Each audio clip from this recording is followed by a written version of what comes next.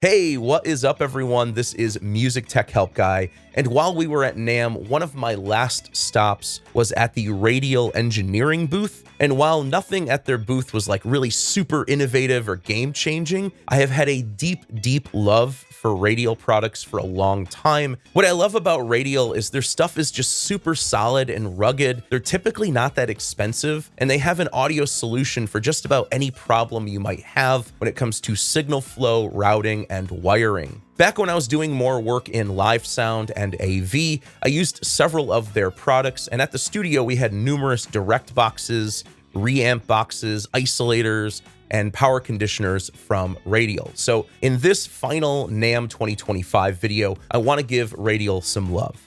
So first, I'll just jump straight to the main product that they had that really caught my eye, and I think this is relatively new because I had not seen this before going to NAMM. This is their Nuance Select monitor controller. This thing is an absolute unit. It's a desktop monitor controller with 2 stereo source inputs, 2 speaker output options, as well as an additional subwoofer output and auxiliary output. And the enclosure on this is all metal. It's super heavy, so it's not going to slide around on your desk. And the big metal knobs just give it a super premium feel. And at $700, it's really not that expensive, considering my Persona Central Station is only $100 cheaper, and it definitely feels cheap in comparison. And also, my Central Station is on its last leg, so I'll definitely need a replacement soon. On the front, you can select which of the 2 sources you want to hear. There's a mono switch, a mute button, and a dim button. And then you can choose whether you want to hear back on speakers A or B, and you can bring in the subwoofer or bypass it independently of the speakers. This is absolutely essential for my mixing workflow. You can also trim your monitor sources, and there are 2 integrated headphone jacks on the front of the unit.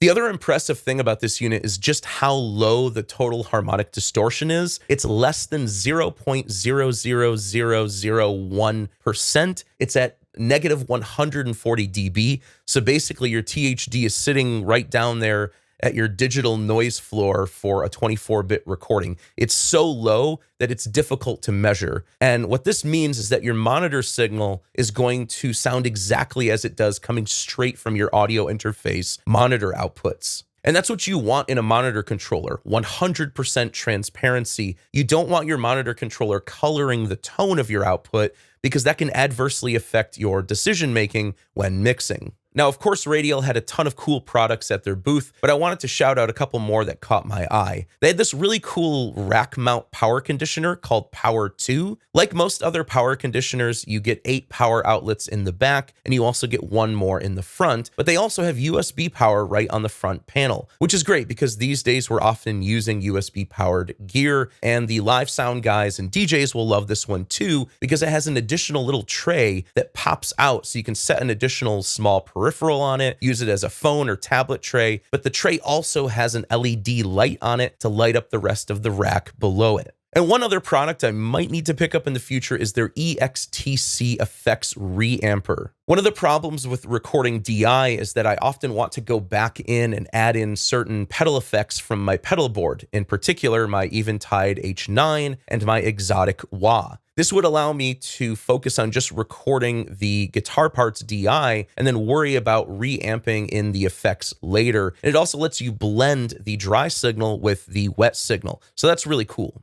And this keeps everything at an instrument level signal, so you don't end up with any impedance mismatches. So with the EXTC, you can focus on getting great clean DI takes up front, then worry about adding your pedal board effects later in post. All right, guys, that is my final NAMM 2025 recap video. This was my very first NAMM, and even though we both got super sick the week after NAMM, you can probably still hear it in my voice, I'm really happy we went, especially because I met so many of you that came up to me and introduced yourselves and told me your stories about learning Logic and getting into music production, and I'm really happy that my videos have had such an impact on so many people. I was really happy to meet you all there.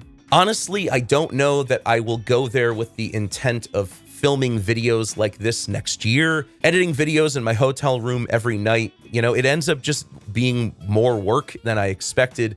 And honestly, I might enjoy it a bit more if I'm just going there to have fun, meet new people, and, check out new gear. So maybe next year I'll do a video or 2, but we'll see what happens.